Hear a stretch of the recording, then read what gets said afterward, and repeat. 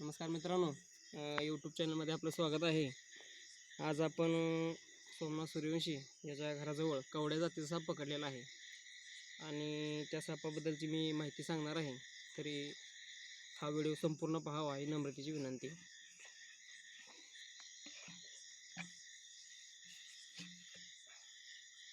कवड्या जाती सापाला ओळखायचं म्हणजे हा साप बदाम आकाराचं डोकं असते बघा आणि मानेपासून संपूर्ण शरीरभर अशा संपूर्ण रेगा रेगा असतात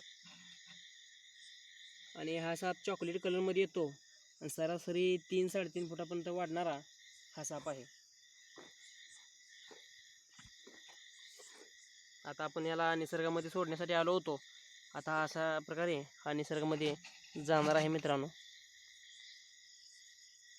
बदामी आकाराचं डोकं असतंय आणि संपूर्ण शरीरभर अशा पांढऱ्या पांढऱ्या रेगा असतात.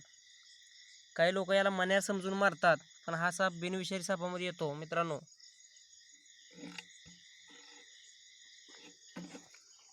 अशा प्रकारे तो निसर्गामध्ये जात आहे मित्रांनो. तर आपल्या चॅनलला लाईक, शेअर, सबस्क्राईब करायला विसरू नका. धन्यवाद. जय हिंद.